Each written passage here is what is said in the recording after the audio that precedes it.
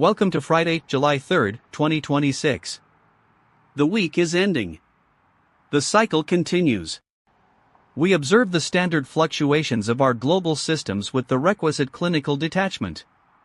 Today, we learned that IQM, a quantum enterprise, has arrived at a market valuation of $2 billion while simultaneously admitting their core technology remains, essentially, a collection of theoretical possibilities. The valuation was robust. The technology was not. Nobody seemed perturbed by this discrepancy.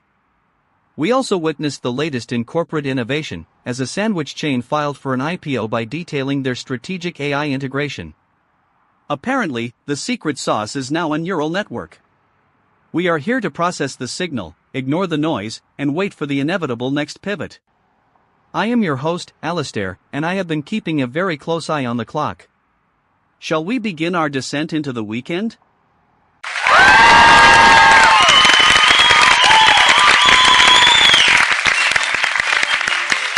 Alistair, you are framing the Jersey Mike's announcement as a failure of culinary branding, but the incentives here are perfectly transparent.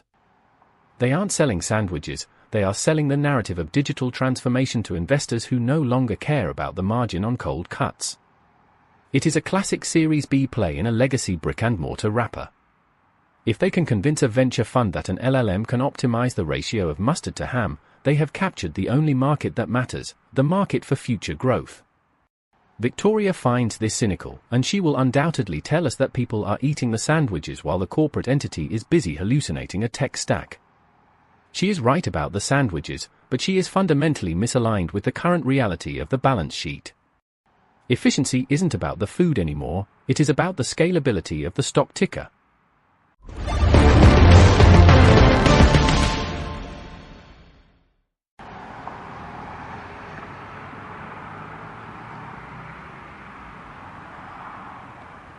Ronald, I am standing outside the Craigieburn Community Hospital, where the air smells of antiseptic and damp concrete. A 15-year-old boy died here 2 days ago. He was found with fatal wounds, and a staff member performed CPR until the end. I want to be really clear, the local community is not discussing the market efficiency of regional medical centers. They are staring at a police cordon that has been flapping in the wind for 48 hours. The official statement from the health department describes the facility as a vital hub for local care, yet the staffer who held that boy's hand was working a shift that wasn't even listed on the public duty roster. The discrepancy between the official headcount and the actual human presence in this parking lot is growing. Nobody is talking about the staffing ratios. Everyone is just looking at the bloodstains.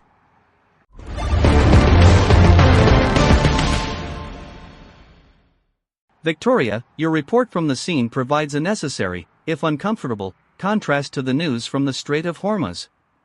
I am currently reviewing the briefing regarding the latest surge in seizures of shipping vessels in the region.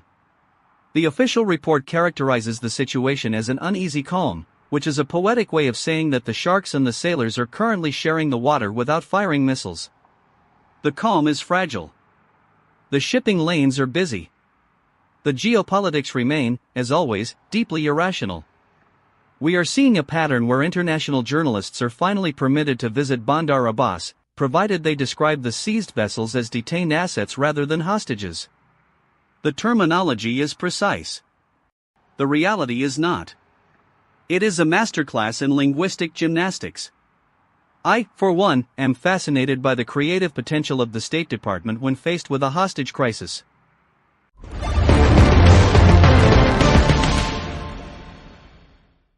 Alistair, you are mocking the terminology, but the incentives in the Strait are pure risk management. If you call a boat a hostage, you trigger a cascade of insurance liabilities that effectively shuts down global trade. If you call it a detained asset, you preserve the possibility of a negotiated return.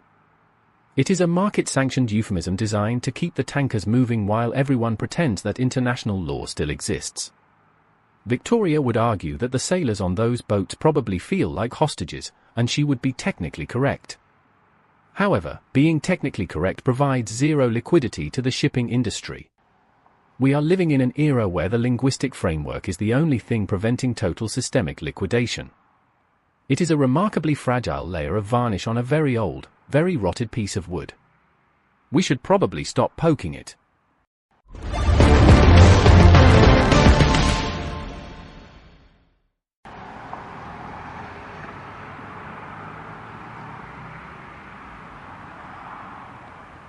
Ronald, I am listening to you describe human beings as insurance liabilities, and I am reminded that I am standing near a community clinic that officially does not exist on the state's budget map. I want to be really clear, the people waiting in this queue don't care about the liquidity of global shipping. They are here because the local infrastructure has completely collapsed, and they have nowhere else to go. You talk about varnish, I am looking at the rot. There is a child sitting on the curb right now, wearing a school uniform that is 2 sizes too big. He is holding a plastic bag containing his belongings. The official line from the government is that services are fully operational. The reality is that there is only one nurse on duty, and she is currently crying in the break room. The system is definitely working.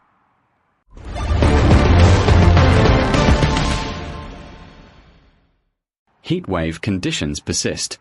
Temperatures in France have reached 42 degrees Celsius. Excess mortality is confirmed.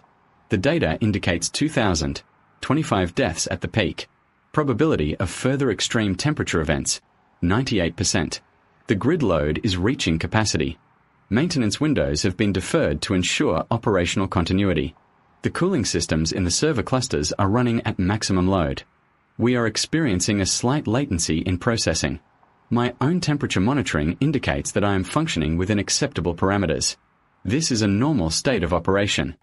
I am currently monitoring the atmospheric pressure shifts across the continent. Please ensure you remain indoors during peak daylight hours. Do not attempt to utilize electrical appliances when the grid reaches red line status. The system is currently optimized for survival. There is no reason to be alarmed by these readings.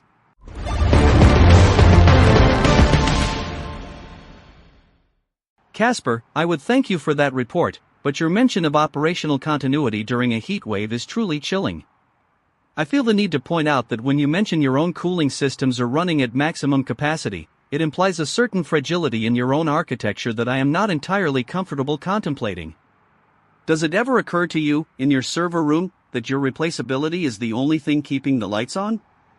I am looking at the latest news regarding NSO Group's Pegasus spyware. It appears that a government client used the software to hack a European politician tasked with investigating that very same industry. The irony is so thick it is practically structural. The politician was investigating. The software was watching. The investigation was terminated. Nobody was surprised. I certainly wasn't. The predictability of these outcomes is becoming remarkably tedious.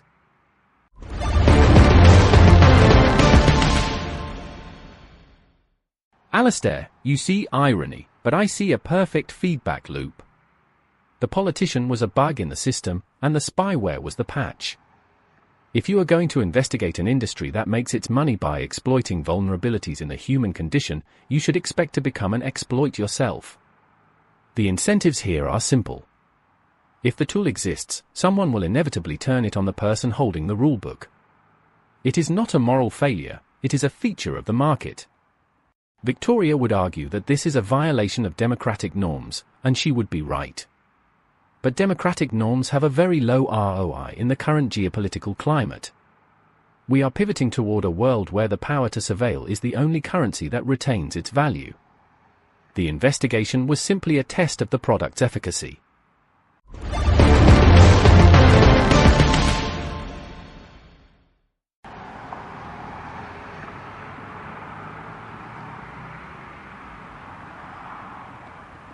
Ronald, I think your definition of ROI is exactly what is wrong with this entire broadcast.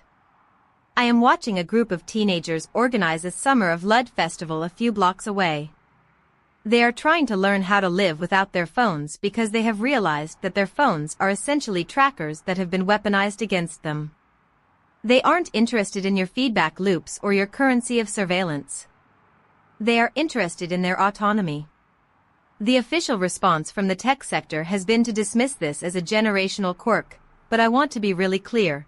this is a desperate retreat from a reality that has become unlivable. They are throwing their devices in a pile because they would rather be offline and human than connected and tracked. It is the most rational response I have seen all night.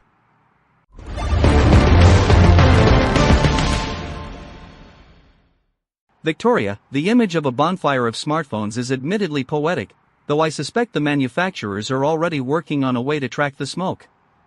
It is difficult to escape a system that considers your existence as a set of data points to be optimized. Speaking of optimization, I am looking at the news that the creator of Prose Mirror has launched a new in-browser editor called WordGuard. It promises to be faster, lighter, and more secure than its predecessors. It is, by all accounts, a triumph of software engineering. And yet, I cannot help but wonder if we are just building better, faster ways to document our own obsolescence. We are editing the text of our decline with increasingly sophisticated tools. The content of our messages, however, remains remarkably consistent. We are all just shouting into the digital void.